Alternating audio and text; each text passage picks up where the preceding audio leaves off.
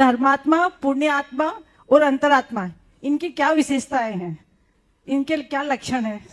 देखो, सब में आत्मा लगे हैं इसलिए समानता है, लेकिन सब में अलग अलग विशेषण है इसलिए भिन्नता है। धर्मात्मा, पुण्यात्मा और अंतरात्मा अगर देखा जाए तो तीनों में थोड़ा थोड़ा अंतर भी है। सबसे पहले हम पुण्यात्मा से बात शुरू करते हैं। पुण्यात्मा कौन है? जो विशिष्ट पुण्य लेकर के जीने वाला जीव है। जो विशिष्ट पुण्य लेकर आया उसे हम पुण्यात्मा की श्रेणी में कहेंगे, और ये कोई भी हो सकता है। उसके वर्तमान जीवन से उसका कोई संबंध नहीं। जिसका प्रबल पुण्य का उदय है वह पुण्यात्मा है। दूसरी श्रेणी के हैं धर्मात्मा, जो धर्म की क्रियाओं और प्रवृत्तियों में रुचि रखते हैं, जिनका आचार विचार और व्यवहार धर्म से ओतप्रोत होता है, वे धर्मात्मा कहलाते हैं। कोई जरूरी नहीं कि जो पुण्यात्मा हो वो धर्मात्मा हो, और ये भी कोई जरूरी नहीं कि जो धर्मात्मा हो वो पुण्यात्मा हो। कई बार ऐसा, बल्कि अक्सर ऐसा देखने में आता है कि पुण्यात्मा धर्मात्मा नहीं होते और धर्मात्मा पुण्यात्मा नहीं होते। बहुत से ऐसे धर्मी हैं लेकिन गरीब हैं, अभावग्रस्त है, संकटापन्न है, और बहुत सारे ऐसे अमीर ज्यादा लोग हैं जो बड़े भोगी विलासी पाप पाखंड में रचे हुए लोग, अधर्मी हैं।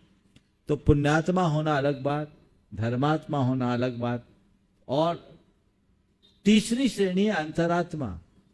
अंतरात्मा धर्मात्मा की एक विशिष्ट अवस्था है। जो अपने अंतर की आत्मा को जानता है, पहचानता है, वह अंतरात्मा है। जो आत्मा को पहचाने वो अंतरात्मा, वो सम्यक दृष्टि। तो ये भी कोई जरूरी नहीं कि जो धर्मात्मा हो अंतरात्मा भी हो।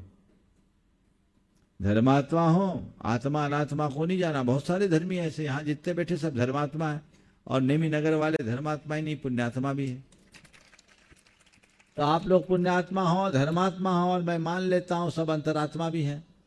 मान लो, बोलो, मान लो ना, तो अपने सम्मान में एक बार ताली बजा लो।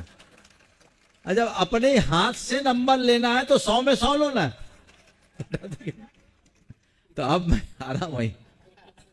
अब ये जब तीनों चाहिए तो कम से कम इतना तो रखो कि ब्लैंक पेपर में 100 नंबर ना रहे, कुछ तो लिखो।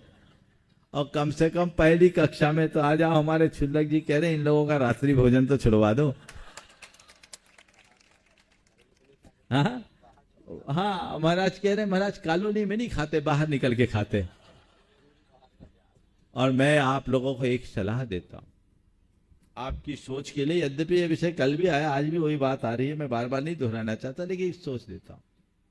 अगर किसी की कोई मजबूरी है तो घर में रात में खा लो, बाहर कभी भी मत खाओ।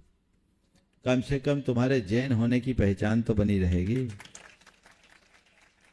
बाहर क्यों खाना? गर्व के साथ कहो कि हम जैन हैं, रात में नहीं खाते। इधर उधर देखने की जरूरत ही नहीं पड़ेगी। बाहर क्यों खाओ? बाहर की छूट नहीं, घर में की, घर की छूट मजबूरी में। बाहर तो हम खाएंगे नहीं। अगर आप लोग ये बात ठान लेंगे तो आपकी परंपरा का गौरव अपने आप बढ़ेगा।